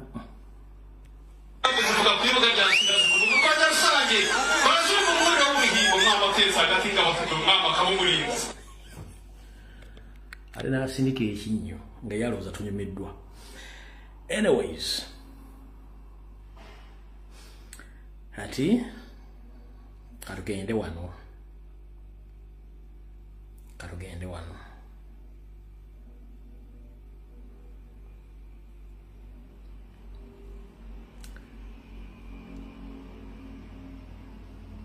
mujjukira nga nkola video nga njogera ku engeri gye battamu Abaganda nembagamba engeri siriimu Museveni gye yamusaasaanyamu n'engeri gye bakubamu Abaganda siriimu kati abantu bagira bangale mu emyaka gyo n'ebintu byogera nga tebikwatagana ebintu byogera bya myaka mikadde nnyo nnyo olabika oli mwana muto nembagamba ntwala obudde n'ensoma ntwala obudde n'enkola research ate nkoze n'abantu bakulu ate ebintu ebisinga obungi tubirabyeko nga bwe temusobola kubiraba nembaga ebintu Museveni byadde akola ebyesiko akatambi kano nyongera okubajjukiza Museveni buli kikolobero kyokoze mu Uganda International Criminal Court Uganda balina evidence gye baddukira mu nsi yonna. Let me put this in English. Nyando Yosoferi Eke Yoweri Kaguta Museveni Tiba Haborwa, I'm here to inform you. Don't fool yourself or don't lie to yourself, you and your colleagues and those who died and those who are still remaining. Whatever crime you committed since 1962 up to date, the world has the evidence in their archives. Whatever crime you committed against Ugandans in each and every part of the country, people have evidence and they have kept that evidence. Although some Ugandans, they were kept away from the information whereby, for you manipulated the mainstream media, TV presenters, radio presenters, that they should not come out to spread the information against you and your regime.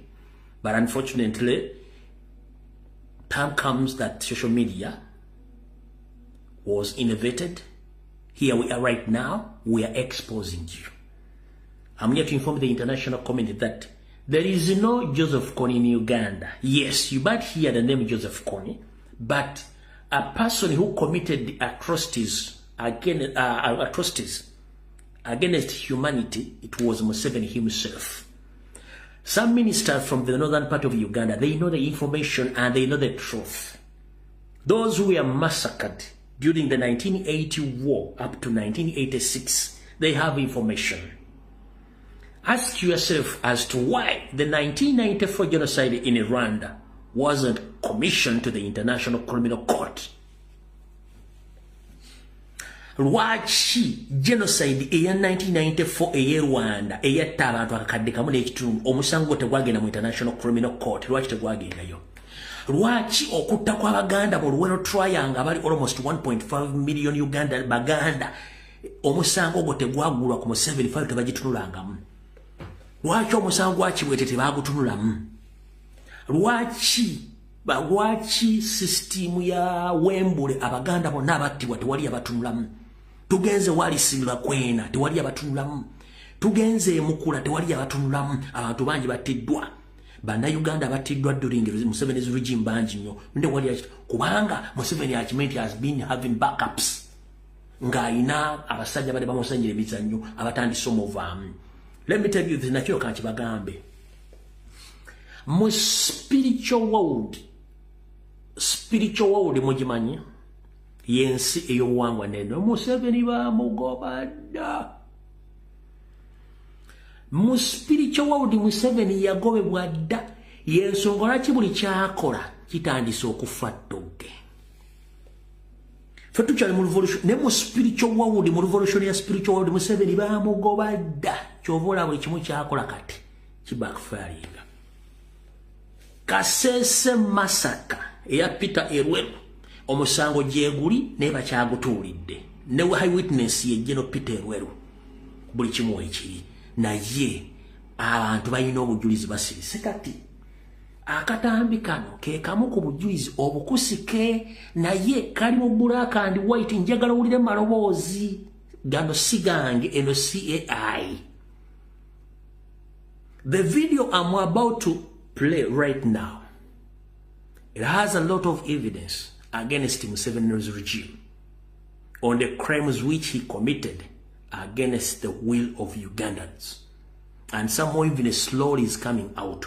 Akatambi kengendo okuzanya kagenda ku exposing Museveni ku bintu byembadde njamba gamba nga mulowooza ng'ebitategereka muwulire bulungi nnyo.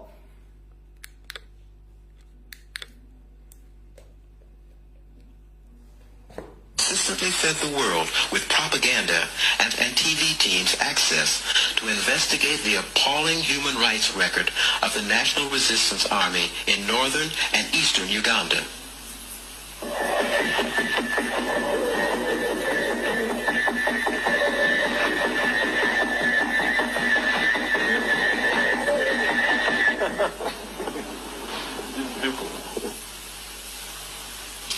Operation Sim Sim is an unprecedented report by the first Western TV team to investigate the intolerable abuse of Ugandan women and men through rapes by the NRA. For a long time, the NRA government has been killing political opponents by deploying HIV-positive soldiers to rape them. It is the only government which is actively involved in the intentional spread of AIDS at a time when the entire world is struggling to stem the spread of this deadly disease.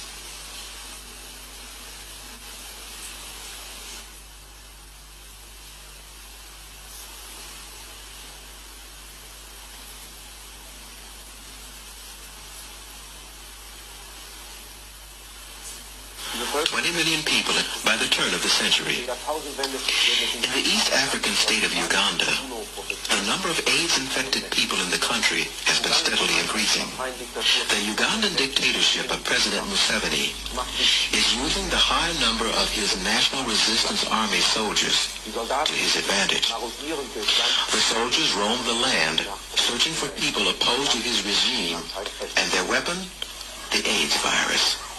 A slum in the center of Kampala, the capital of Uganda.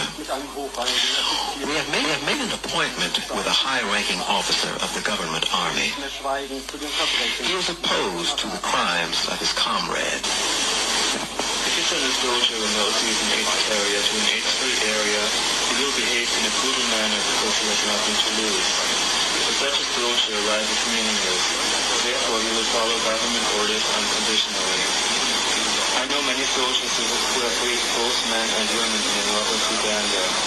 Soldiers who say openly that I want to infect my enemies before I die. Gemeinde noch infizieren, bevor ich selber sterbe. The next day, we left Kampala for the north. The area around the provincial town of Gulu, the center of the AIDS terror of the government troops, the National Resistance Army. 1 year ago, government troops blocked off the north of the country. Their mission? To crush demands for a multi-party democracy. Operation Sim Sim has started. Villages were destroyed. Families were raped by many HIV-positive soldiers of the NRA. AIDS was an unknown word here. This has changed dramatically. Anyone who has the means has left this dissolute town. Soldiers patrol the town constantly. Every stranger is watched with suspicion. In the afternoon, we drove to the local hospital to see the victims who were raped by HIV-positive soldiers. Only the Lacho Hospital still treats the 700,000 inhabitants of the district. All other mission hospitals in the district were ordered closed by the NRA. Since Operation Sim Sim started, the number of AIDS cases grew dramatically. Lacho Hospital is severely overcrowded. Patients lie outside in the open. The AIDS infection rate was not substantial until recently. Now it is 15%. In my opinion, this is a result of the military action in this area. Aktionen in diesem Gebiet. Ironically, these innocent people are caught up in a war and are treated like enemies in their own country by the NRA. AIDS-infected people are now alone and awaiting their death. This farmer was severely ill when neighbors brought him to the hospital. His family had already fled to Kampala. Back in our hotel, the soldiers are waiting for us. It is forbidden to film the NRA in Uganda, but the soldiers didn't find our little black and white camera. Outside the door, a sick comrade is waiting. The young soldier complains about his inner organs, head and muscle pain, and a constant skin rash. Enough symptoms to indicate a full-blown stage of the deadly AIDS infection. He asked if we could help, but our first aid kit is not sufficient to rescue him. In the evening, we look around the center of Gulu. Since Operation Sim Sim, the power supply... Operation bagita Sim Sim. Sim Sim Operation. Nabyogeranga byonna ebyalinge mu Republican House gye baawera abaganda bonna sirimu abaava mu nsiko. Ne bagamba omwana oyo akola blackmail, akola propaganda. Ono by investigator bakozesa black and white spy cameras information bagirina.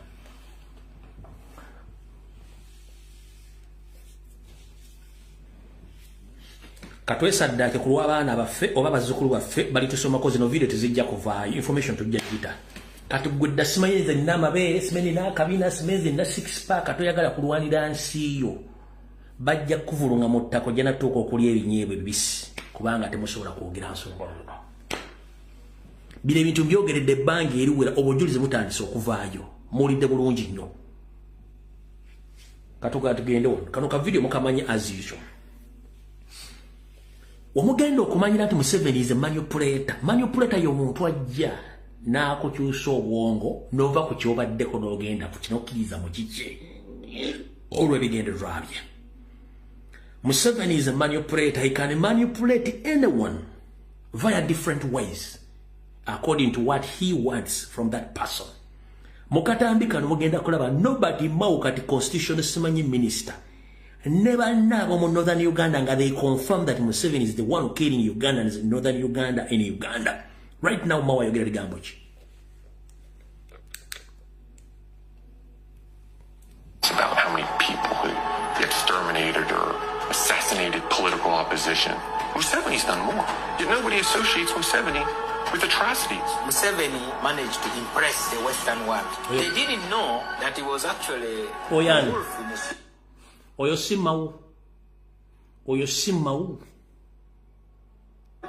Museveni's become the master and divide and rule. He knows how to set one ethnic group against the other to his own advantage and for his benefit. Museveni's army was moving from village to village. If they were not burning houses, then they're shooting people down. If they are not shooting people down, they are destroying crops. Government soldiers would actually perpetrate these atrocities and then make it appear as if the LRA had committed those crimes. And rape is being used as a weapon of war. A lot of women who are being raped cannot tell their story because nobody is going to believe them. Men were being raped for the first time. In front of their families, in front of their children, and in front of their wives. Those of us who come from northern Uganda know what it means to be dehumanized, to be reduced to nothingness. Amnesty International, Human Rights Watch have documented these atrocities. Yet, Museveni is untouchable.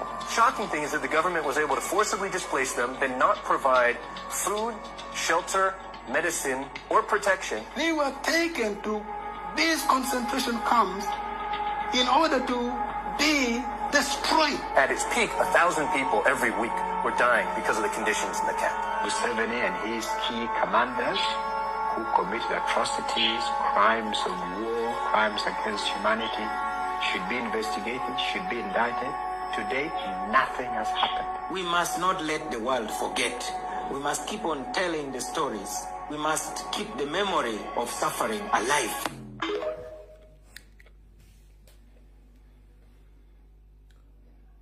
Nkakoddiremu oba tugende kalla. Nkakoddiremu oba tugende kalla.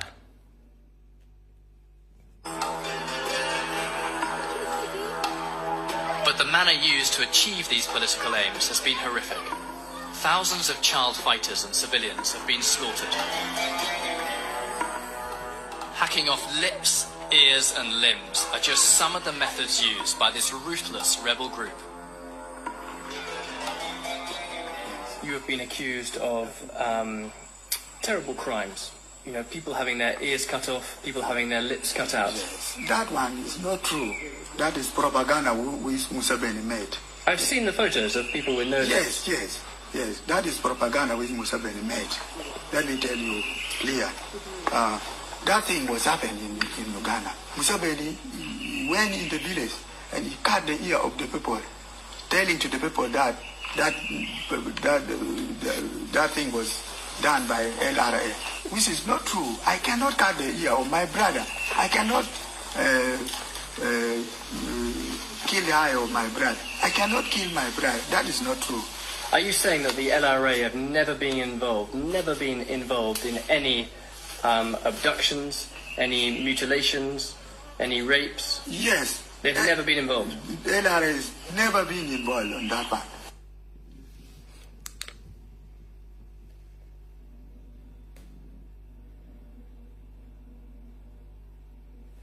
Ambazanyireko na kano katono nnyo. And me myself, I will talk straight away to you that I want peace. That is why I was in the bush. I want peace. I'm fighting for peace. And I heard in the radio you say that you are going to try and use your level best to see that peace is in northern Uganda and Uganda is in southern Sudan. I'm agreeing of that. That is why I was here. I'm agreeing of what you are saying. And me, I know very well that most of people, they don't know me. They don't know who is calling.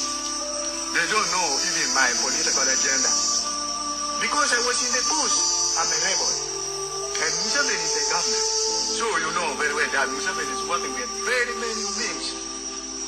Very ways to fight me. Propaganda, what. They did many things. So to get me all to know the detail which is happening in LRA government is very difficult. So if you see now where I come from a very far distance. If you are not serious and if I'm not serious, so I cannot meet you and you cannot meet me.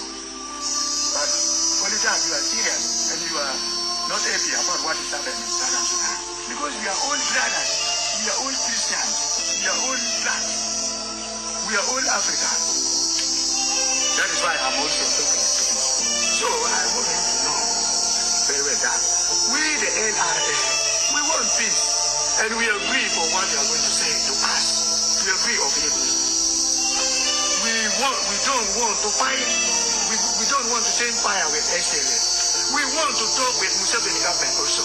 But only that, Museveni did not want to talk with us. If you go to Uganda and you ask our peace talk with us, let me go. You will see that only will hear that LRA is the first, Joseph Kony is the first man to call Museveni for peace talk. Not Museveni who called peace talk. Njagala oliza katunnombaako. Ono omusajja akugambe basooka okukwata essimu okkubira Nyando Yosoferi bateese emirembe. Nyando yagaana okukwata essimu. Nga bano balaba ekintu kiyitiridde Nyando yagaana okukwata essimu. Ye n'agenda n'essimu operation. Kati kambabule ekintu kino mbali temuli hakitegedde kankibanyonyole bulungi mukitegeere bulungi nnyo. Mavidi nabaga nti obwongo omunano video giveeko kyali bwe kiti. International Criminal Court eyina betuyita ba prosecutors abawaabi b'emisango. Abawaabi b'emisango ebyo abantu bali mu nsi eyo bwebeekubya omulanga. International Criminal Court esindika ba prosecutor baayo okugenda okunoonyereza ku ground. Bwe banoonyereza kooti eyo esobola otwala tribunal wakakiiko ogenda okubuuliza ku ground. Ompulya bulungi nnyo. Kooti esobola osindika abantu babagende ku ground okukola ki okunoonyereza emisango egyo bakole fayiro. Oba ye esobola okusindika prosecutor waayo n'agenda n'akola fayiro n'okunoonyereza buli kimu byonna n'abikuŋŋaanya n'abiteeka ewantu n'asirika. Kati bw'asirika Museveni afuna intelligence nti bamunoonyerezaako crime against humanity naddala Masaka yali mu mambuka eyo. Kati olw'okuba nti bamawu listen buwuda bulungi nnyo. Mujjukira goba gabayiga bayitanga Captain Ochola. Captain oba yali Captain Ochola. Captain Ochola Nobati Mau bano bonna barokeeki n'abala badde bafa. The fact is abantu b'omumambuka bakagezaako revolution ebbiri okuggyako Museveni but Mau kennyini nga yalya mba Northern olukwe revolution ezigaana. Mau you are going to watch this video whenever you are in office. This video, it will reach in your office. It will reach in your office anytime. But I'm here to inform the public that Uganda failed to be liberated 2 times by our fellow Ugandans from the other part of the country because nobody Mau betrayed his brothers from northern part of the country.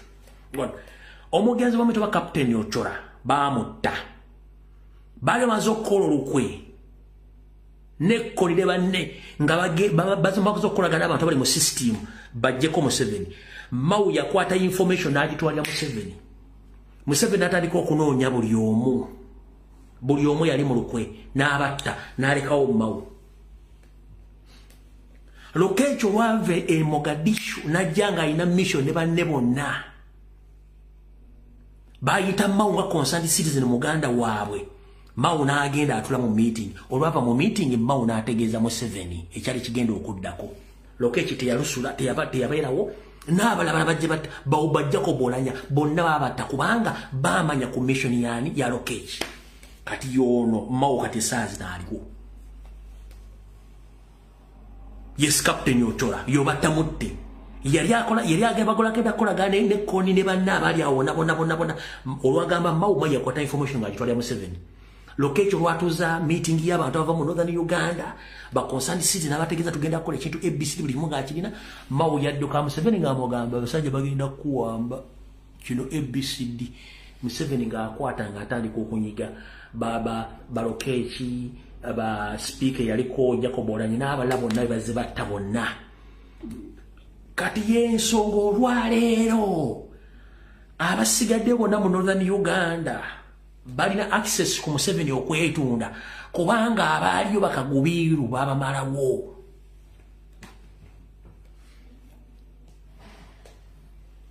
Kati mutegedde bulungi nnyo information. Kati bwe mbawa information ngenda kusunirako ekinyuso kyekyo bali tomanyi. Nkugambye nti International Criminal Court bwegenda okukebera nefuna obujulizi bwayo esirika nerinda ani agenda okupushinga omusango guno oguteeka in action. Kati bwannansi mutagusindiikiriza yo International Criminal Court ne prosecutor batuula. Bwe batuula nga basirika kati olwokubadde Museveni abadde akyalina Museveni abazungu badde bakyamwagala ne bawumuza emisango gye kati ye yakola ng'omuyaayi ng'akozesa abazungu betuyita balobist balobinga in different offices ye n'akola kyetuyita reverse psychology n'addayo n'asindika balooya be bambega be abanoonyereza ne bakola fayiro ngeteeka buli kikolwa kyonna ekikyamu ku koninga omuntu atabeerangayo ye fayiro eri mu kaguli ka International Criminal Court yagyeteerayo. Fayiro entuufu bannayuganda abalina ogiteekayo giwaaba fayiro gyeri ne kati Museveni yakozesa opportunity eyo n'asindika jjukira Betty Bigombe y'omu ku baagenda okunoonyereza. Betty Bigombe waliwo omukyalo yali adduse n'akomawo mawu yennyini be bali mu kunoonya. To tell you the truth mutegere information eno kanziramu nzanye kapidiyo kano mujje tutegeera.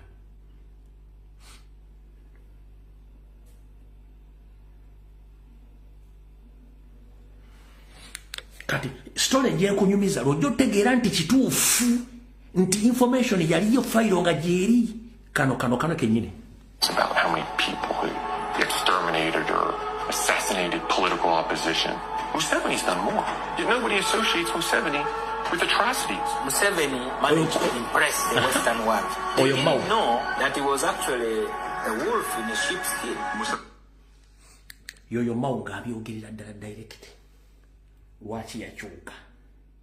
Kati Museveni amaze okumanipulating abantu bonna balina information ye n'asindika ttiimu ze omwali n'ez'abazungu bwe yabazosasula ne bakola fayiro empya ng'ejjamu Museveni ng'ejjamu buli kintu kyonna kyandibadde kindicatinga Museveni. Kati bw'amala ogikolako bulungi n'agitereeza bulungi nnyo n'asindika ne baloya be ne bagaa nti bawa bimusango bagobidde Joseph Kony gwe musango ogugenda mu maaso.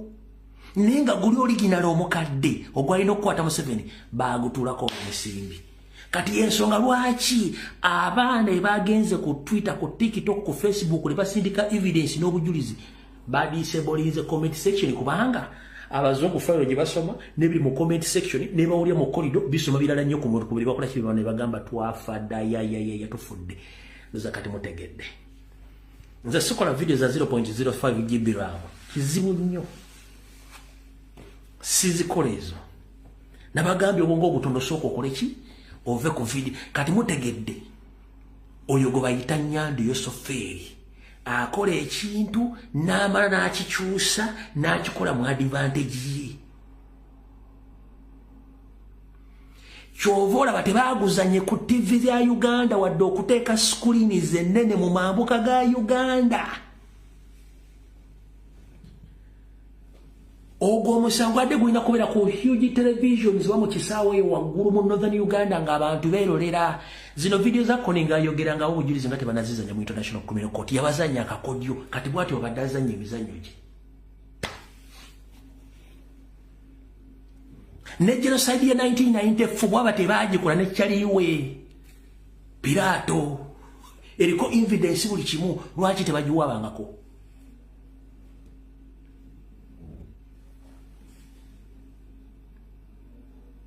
kati balobbyist gwe mulimu gwa spending billions of money naye nga teri analyst political analyst simanyi radio presenter asobola kujja ku analyzinga bintu bino nandibadde sibirimu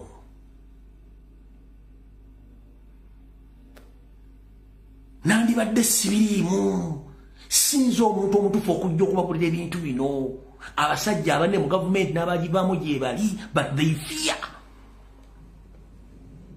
nze emyaka mukadde wange gye yafiiramu omukazi yafiira kwaga ana ndi myangira mwami myaka na 7 ndi mu bonus I don't care as long as ntulwanira eggwanga lyange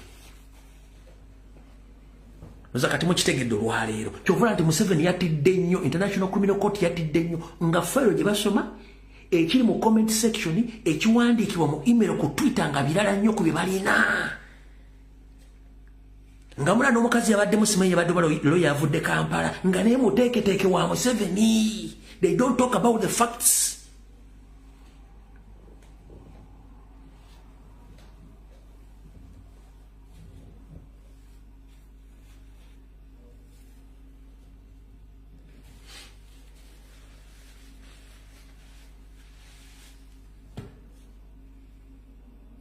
ate yena asindika mawu ogende hege okutandika omukubira akadingidi kubanga akola asinzira ku kyamanyi mutwe n'akuba wekiraka kyekyatwalanga mawu muhege ng'agenda akuba wakadingidi akuba wakadingidi akuba ebiraka kyekyamu kubanga alina information yenkadde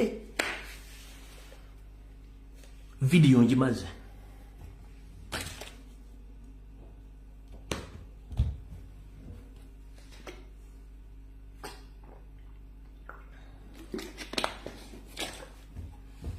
video ewedde sijyongerako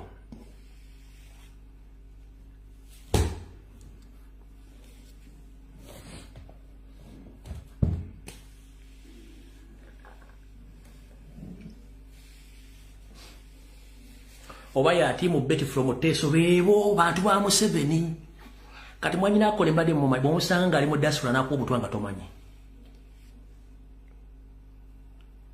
bosanga mwanyina akole nga tomanyi nga ayogera bulungi ayogera ensonga za Museveni nakuba obutwanga tomumanyi yezo kola kibasa abantu mu diaspora nga tebamanyi kubanga Museveni akozesa abantu obutasuspecting nga asobola okutuusako ekikyamu mwanyina akole mukulaze eri abantu bangi ni waliwo nono Kampala abantu b'Ebungereza mwetegereza omukazi ono abantu b'Ebungereza mwetegereza omukazi ono mumunoonyerezeeko nze njagadde bategeeza mwetegereza omukazi ono wonna omukazi ono musanga wonna mwetegereze nnyo mwetegereze nnyo omukazi ono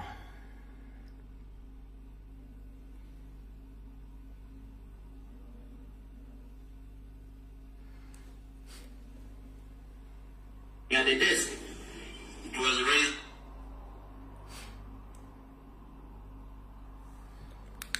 Abantu b'Ebungereza omukyalo ono mwetegereze nnyo oyo